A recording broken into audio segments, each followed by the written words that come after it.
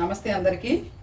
నేను ఈరోజు మీకు మా నెల్లూరులో స్పెషల్ చేపల పులుసు కొంచెం చిన్న సైజులో ఉంటాయి చూడండి. ఇసుక పుర్లు అంటారు వీటిని. నిన్న మా సిస్టరు పంపించింది నాకు. ఇవి కొంచెమే ఉన్నాయి, ఒక పూటకు సరిపోతాయి. ఇది కూర చేసి మీకు ఇప్పుడు నేను చూపిస్తాను. ముందుగా స్టవ్ పైన ఒక బాండలు పెట్టుకొని, బాండలు కానీ గిన్నె కానీ మన ఇష్టము, దానిలో ఒక 3 or 4 స్పూన్స్ ఆయిల్ వేసుకోండి. చేపల కూరకి కొంచెం ఎక్కువ ఆయిల్ అయితే పడుతుంది. దీనిలో ఇప్పుడు మనము ఆయిల్ కొంచెం కాగిన తర్వాత వేయాల్సినవి మళ్ళీ చెప్తాను. ఇప్పుడు దీనిలో చేపల కూరలోకి కావాల్సింది టమాటా, ఆనియన్ కట్ చేసి పెట్టుకున్నాము. ఒక మామిడికాయ అయితే మస్ట్ అండ్ షుడ్ అండి. మా నెల్లూరు సైడ్ మామిడికాయ లేకుండా చేపల కూర చేయము. పచ్చిమిర్చి, కరివేపాకు కూడా రెడీ చేసుకోవాలి. ఆయిల్ కాగింది చూడండి. దీనిలో కొద్దిగా ఆవాలు, జీలకర్ర, మెంతులు వేసుకుంటాము. వేసుకొని కొంచెం అవి ఫ్రై అయ్యే వరకు మనము మంచి వాసన వచ్చే వరకు వాటిని వేయించుకోవాలి. అవి వేగిన తర్వాత మనం ఆల్రెడీ కట్ చేసి పెట్టుకున్న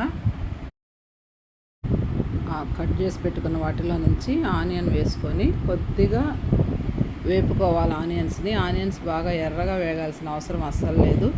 ఆనియన్ కొద్దిగా వేగంగానే ఇప్పుడు దానిలోకి మనము కట్ చేసి పెట్టుకున్న టమాటా ముక్కలు కూడా వేసుకొని కొంచెము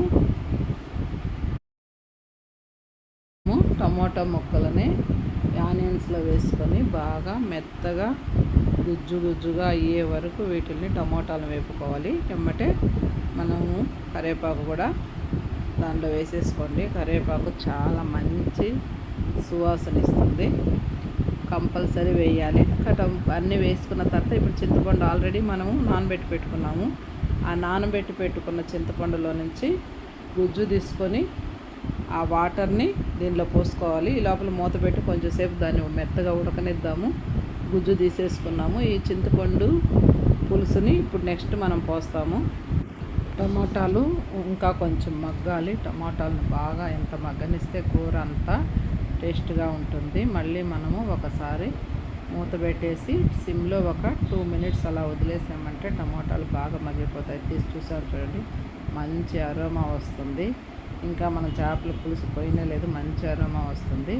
ఇప్పుడు ఈ టైంలో మనకి దీనికి కావాల్సిన పసుపు, కారము 2 వేసుకుంటాము. కారం మీ టేస్ట్కి సరిపడ్డట్టు వేసుకోండి.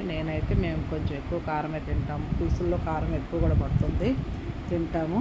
ఉప్పు వేయలేదు, గమనించండి. ఉప్పు నేను చింతపండులో వేసి కల్లుప్పు వేసి చింతపండులో పులుసులో నానబెట్టి దాన్ని పులుసు పిసికాను అనమాట. ఆ పిసికిన పులుసుని ఇప్పుడు మనం బాగా దీంట్లో వడకట్టి పోసుకోవాలి. ఏమి పీచులు ఏమి రాకుండా వడకట్టుకోవాలి. మీరు ఇట్లా డైరెక్ట్గా వడకట్టుకోలేకపోతే విడిగా దాన్ని ఫిల్టర్ చేసుకోండి. ఈ స్టేజ్లో మనం ఉప్పులు, కారాలు అన్నీ చెక్ చేసుకోవచ్చు. చింతపండు పులుసు పోసిన తర్వాత మనకి సరిపడా కొద్దిగా వాటర్ కూడా పోసుకోండి.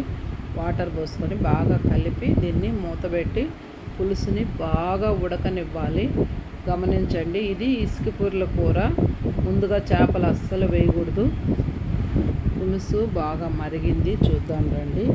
ఈ మరిగిన పులుసులోకి మనము పచ్చిమిర్చి దీంట్లో మనం కొద్దిగా చీలిక చేసుకొని అయినా వేసుకోవచ్చు, లేదా అలాగే పచ్చిమిర్చి అలాగే వేసేసుకోవచ్చు. పచ్చిమిర్చి పులుసులో ఉడికితే చాలా టేస్ట్గా ఉంటాయండి, ఒకసారి ట్రై చేయండి. అలాగే మామిడికాయ ముక్కలు కూడా వేసేస్తాము. మిగతా చేపల పులుసుల్లో అయితే ముందు చేప కూడా ఈ టైంలో చేప వేస్తాము, కానీ దీనిలో అలా వేయొద్దు. నేను మరీ చెప్తున్నాను.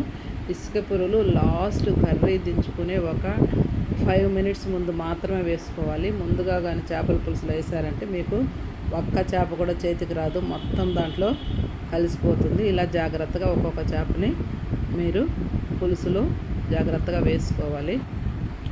చేప ముక్కలన్నీ జాగ్రత్తగా దానిలో ఒకదానికొకటి వేసిన తర్వాత ఒక 2 minutes అలాగే కదపకుండా 2 minutes ఉడకనివ్వండి. ఇప్పుడు ఒక క్లాత్ తోటి పెట్టుకొని దాన్ని దగ్గరని ఇలా తిప్పండి, అంతేగాని గంటె మాత్రం పెట్టొద్దు. గంటె పెడితే చేపలు విరిగిపోతాయి, మామూలు చేపలే విరిగిపోతాయి. ఇసుక పుర్లు అనేవి వెరీ సెన్సిటివ్ ఫిష్ అండి. ఇవి అయిన తర్వాత ఒక 5 minutes అయిన తర్వాత మనం ముందుగా ప్రిపేర్ చేసుకున్న మసాలా, ధనియాలు, జీలకర్ర, మెంతులు బాగా డ్రై రోస్ట్ చేసి పొడి చేసిన పొడి అది ఆ మసాలా వేసి బాగా కదిపి మూత పెట్టేసి 1 minute ఉంచి దించేసేయండి. ఎక్కువసేపు అయితే అస్సలు ఉడకకూడదు. నేను మరీ చెప్తున్నాను. ఇసుక పుర్లు అనే చేపలు వెరీ సెన్సిటివ్ చేపలు.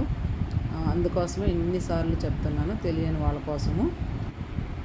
అసలు ఎంత మంచి అరోమా వస్తుందో, నాకు ఆ స్మెల్ చూస్తుంటేనే ఇప్పటికిప్పుడే అన్నం తినేయాలనిపిస్తుంది. వేడివేడిగా అన్నం అయితే అయ్యింది, కానీ ఇంకొక 2 మినిట్స్ ఉంచేసి దించేసుకున్నాను. ఆ రెండు చూద్దాము ఎలా ఉందో చూడండి. బాగా కరెక్ట్గా తయారైపోయింది, గట్టిగా అయింది, వాటర్ అంతా ఇంకిపోయినాయి. ఇలాగే ఉండాలండి ఈ చేపల కూర. కొద్దిగా కొత్తిమీర వేసేసాను. ఇప్పుడు రండి మనము ఒకసారి దీన్ని టేస్ట్ చేద్దాం రండి. నాతో పాటు మీరు కూడా స్మెల్ని ఫీల్ అవ్వండి, తిట్టుకోవద్దు. చాలా చాలా బాగుంది.